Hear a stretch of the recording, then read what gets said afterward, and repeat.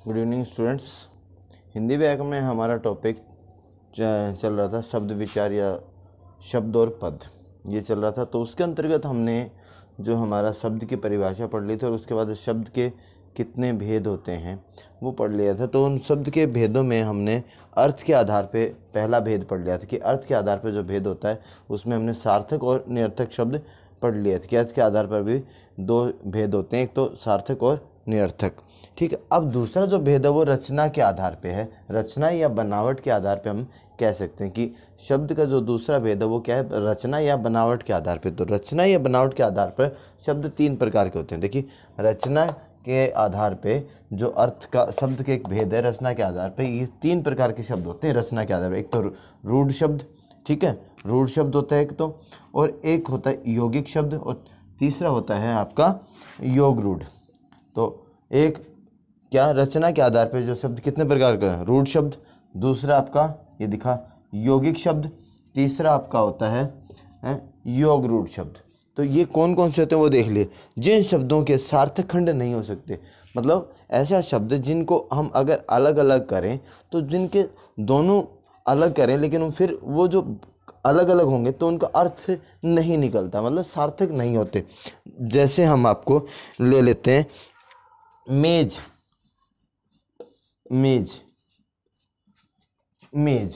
तो अब इसको आप मैं प्लस ए प्लस जय, आप इसको अलग अलग करेंगे, ये एक होगा, ये एक हो जाएगा, तो क्या इसका सार्थक खंड हो रहा है? संधि विच्छेद करते हैं ना, तो ये नहीं हो रहा ना।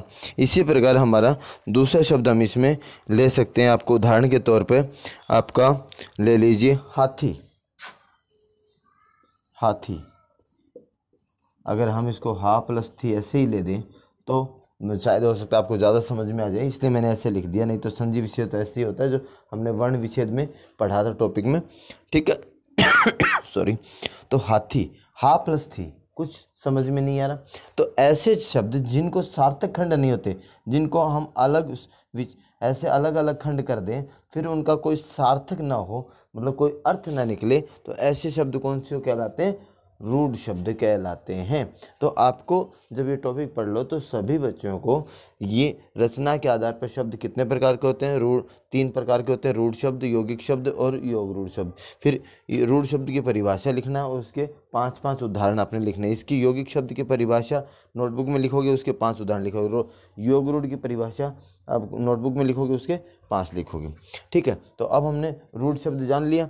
अब हम पढ़ेंगे यौगिक शब्द। यौगिक शब्द वे शब्द होते हैं जो अन्य शब्द के मिलाने से बनते हैं। इसमें दो होते हैं, ठीक है, दो शब्द होते हैं और दोनों को अगर अलग अलग किया जाए तो उनका अर्थ निकलता है। जैसे पद यात्री, हम ले लेते हैं पद यात्री,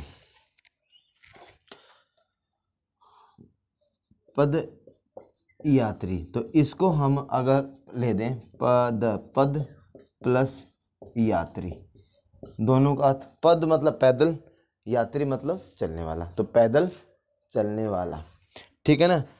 एक उदाहरण के तौर पर दूसरा हम ले लेते हैं राजदूत, राज प्लस दूत मतलब कौन? राजा का दूत, राजदूत। समझ में आ गया बेटा? इस प्रकार के जो शब्द होते हैं, जो दो इनके सार्थक खंड होते हैं या जिनके दोनों के अलग अलग अगर उनको खंड कर दें फिर भी उनका अर्थ समझ में आए, या हम पद यात्री, पद एक शब्द है और उसके पीछे दूसरे यात्री दो शब्द, दोनों से मिला के क्या बन गया?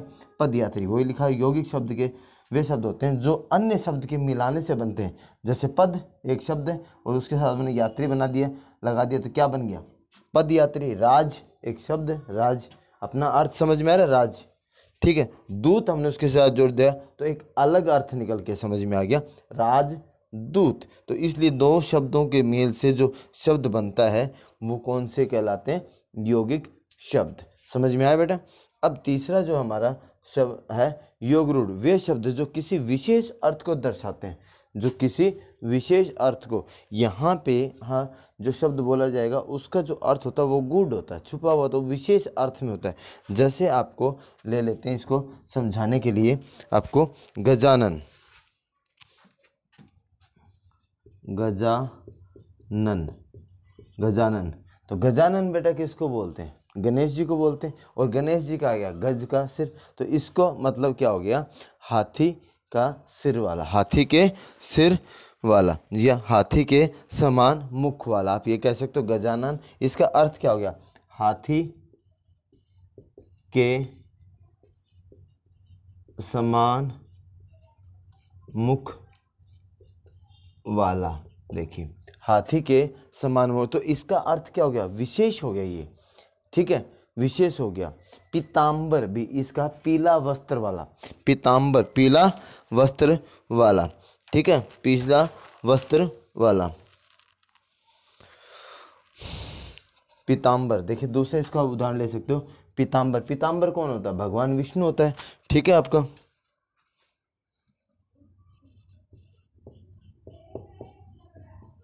पीतांबर, तो इसका अर्थ क्या? पीतांबर पीले हैं वस्त्र, पीले हैं वस्त्र। देखो विशेष अर्थ हो गया, पीले हैं वस्त्र। और पीले वस्त्र किसके होते हैं? भगवान विष्णु के। तो विष्णु न कह के एक हमें कि पीतांबर कहा, लेकिन अर्थ क्या हो गया? भगवान विष्णु। और इसी प्रकार गजानन का अर्थ क्या हो गया? गणेश जी। तो विशेष अर्थ हो गया नहीं। तो ऐसे शब्द क्या कहलाते हैं? आपके योग रूढ़, ठीक है बच्चों। तो आज हमने शब्द के 2 भेद पढ़ लिए हैं, धीरे धीरे करके इसके 2 भेद हो रहे हैं, उनको करेंगे। ज़्यादा लंबा वीडियो ना हो और आपको अच्छे समझ में आए, इसलिए मैं आपको एक एक वीडियो में एक एक भेद आपको करवाता जा रहा हूँ। पहले वीडियो मैंने आपको अर्थ के आधार पर करवा दिया था, अब इस वीडियो मैंने आपको रचना के आधार पर करवा दिया, ठीक है बेटा। ये अपनी नोटबुक में लिख लेना और अच्छे से इसको याद कर लेना।